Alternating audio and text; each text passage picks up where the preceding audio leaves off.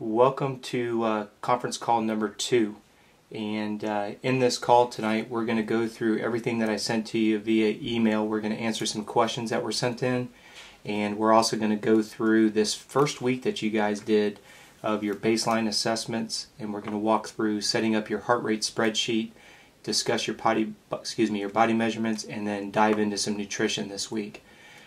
The first thing that I want to do coming out of the blocks is address your emails, because to Coach Jeannie and I, these are the most important elements of the program, and that is answering any questions or frustrations that you guys may have. Now, obviously this time of the year, the number one issue that we're having is some of you are in the frozen tundra, and it's either too cold to ride or the track access is to a minimum or even non-existent. The thing that I want to say to you is, and I don't want this to come across as crass, just don't worry about it. And what I mean by that is, if you can't get any seat time, that's not a big deal at all. What I want you to recognize is we're trying to give you enough protocols during the week that if you have access to a track, great. Let's go ahead and start getting some seat time and do it in a structured format. If you do have access to the track, go for it. If you don't, I simply want you to exit off your protocols. Now, some of you are like, wait a second, isn't this a moto specific or an off-road specific program? Yes, it is, but the reality is you don't have the option to ride right now, so you literally want to take your schedule, mark an X through the protocols, and just let it go. Okay? Now, some of you have emailed us and asked, well, can I possibly duplicate a cross-training protocol in replace of that, and that being the motocross workout? The answer is yes. And the best way that I can explain it is, look at the motocross protocols, and let's say I'm asking you to do 3 15-minute motos this time of the year. If you want to get on the Concept 2 rower, if you want to get on the bicycle, just emulate the same duration and look off to the far right side and make sure that you match the intensity level. And we're going to talk about heart rate zones. I received a lot of I received a lot of emails saying, well, I don't know what 75 or 85% would be on a heart rate scale relevant to the rower. Well, we're going to talk about that, and after tonight's call, you'll have the information that you need to be able to laser that in for next week. Okay? So if you don't have access to the track, either throw the protocols out completely or take one of your cross-training protocols like rowing or bicycle, and you can just emulate what the motocross protocols are. Okay? The second question, and I'm going through the same email that I sent to you guys, what if you don't have a bicycle or a rower? Okay? As politely as I can say this, you need to have at least one of them. Whether you have a road bike and you put it on a stationary trainer, or you have a spin bike at the gym, or you have a rower in your house, or you have a rower at the gym. Ideally, the more cross-training tools you have, the better. Bicycle, rower, elliptical, access to the swimming pool. The more that we can change up your protocols, the less you're going to run into being burnt out, especially for those of you that are in the frozen tundra where you haven't had the opportunity to actually train outdoors yet. So I want you to keep an open mind. It's another scenario that if there's a rower workout, you'll notice that there's usually a bike workout right there. So do one or the other. Okay? If for some reason you feel like you can't get access to a bike or a rower, and you can't get access to a gym, I'm not sure what you can be doing for cross-training at this point. Some of you have mentioned that you like to run. I'm not a big fan of running for motocross and off-road motorcycle and quad racing, just because of the amount of impact that your hips, knees, and ankles take during your training and racing. I just think running is a little bit counterintuitive. So if you come from a running background or you have an extensive triathlon background, email me separately and I can give you protocols for running, but for the most part, I'd prefer you not to use running as a cross-training tool for motocross. The question came up about heart rate zones and in determining those. We are going to answer those here in about 10 minutes as we discuss your time trials, your field testing, and your body analysis. We're going to use that information to establish your heart rate training zones. Okay? In regards to moving around workouts, this is something that I need everybody's undivided attention on. It's very important that you don't move workouts around from day to day. Okay? I've had a couple emails saying, well, can I move my morning workout to the evening or vice versa? Absolutely. What you don't want to do is move Monday's workouts to Tuesday, move Tuesday to Thursday, Thursday to Saturday. What you have to understand is when we write your protocols, we look at what we call a macro cycle of training. We look at the volume of training on a Monday through Sunday basis. So think about it this way. If you take Monday's workout and you move it to Tuesday, what you've done is you've jeopardized the volume intensity ratio that we're going to be working with every single week as we work together. And as we said last week, there's some days I'm asking you to go hard, there's some days I'm asking you to go easy.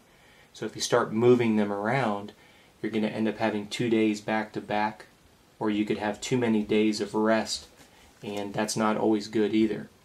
So what I want you to realize, and I say this as humbly as I can, and I want everybody to listen. When today is over, whatever you don't get done, you leave behind. Don't try to quote-unquote make it up. If you pull yesterday's volume into today, what you've done is you've overdone the volume. You've overdone the volume of work that needs to be done on a given day. It's going to take a lot of blind faith for some of you, where if you're a AAA personality, you want to grab everything that needs to be done and you're not going to go to bed until everything is checked off your list. I'm just going to encourage you to kind of break out of that mindset. If the day is over and work or school or other obligations kept you from completing your workouts, that's okay. That's one of the things that we're going to talk about tonight, and that's consistency. When you're consistent with your program week in and week out, you don't throw the baby out with the bathwater if you miss a workout here or a workout there. Consistency is the name of the game, but in regards to moving your workouts, you don't want to move Monday to any other day, Tuesday to any other day. When it's over, move on to the next day. What does that mean for you as racers? It might be that just the luck of the draw. Let's say that your hard workouts are on Tuesday and Thursday, and lo and behold, both Tuesday and Thursday things got in the way, and you're like, gosh, it's Friday, and all I did was my aerobic workouts for the whole week. That's okay. Just be consistent. I say this from a sports psychological standpoint. Don't focus on what you couldn't do. Only focus on what you were able to accomplish. That's going to be a little bit of a stretch for some of you, but trust me, we'll get you through it. Okay? The next question that came up was that the concern about nutrition. And every week that we're on the phone, you're going to hear me speaking about nutrition. As I said last week, nutrition is the foundation to all of your speed and all of your endurance. I don't care how much seat time you're putting in. I don't even care about how much cross training you're doing. If you're not eating, you have no foundation for your body to grow and improve. And ironically, all of you on the phone will spend extraordinary amounts of money on suspension and motors. I want you to put that same amount of focus on your food, your nutrition, and your supplements. Okay? As we said last week, supplementation is only that. It's to supplement real food. If you don't know what to eat, go to CoachRob.com. Right now we're up to week 35. We have meals, we have snacks, we have smoothie combinations. I'm not asking you to do something and then sending you off into the forest. If you go to CoachRob.com, you click on the little icon on the landing page which shows a smoothie. On the next landing page it will show you at the top recipes for smoothies, meals and snacks. And the reason why I say that is I don't want you going into the grocery store not knowing what to buy. Look at the meals, at the very top of the meals and snacks I tell you what to purchase at the grocery store for the week, what to make in bulk, so that you can dial in your nutrition. Okay? Nutrition is everything, guys. Don't think about anything else but that. It's real. The thing that we're going to talk about tonight is the two things that get battered around the most is the lack of sleep and the lack of food, when ironically both the sleep and the food are the only pieces that make you faster, as I mentioned to you last week. So we're going to dig into that. I'm going to be honest here. A female emailed me and said, "You're going to make me fat."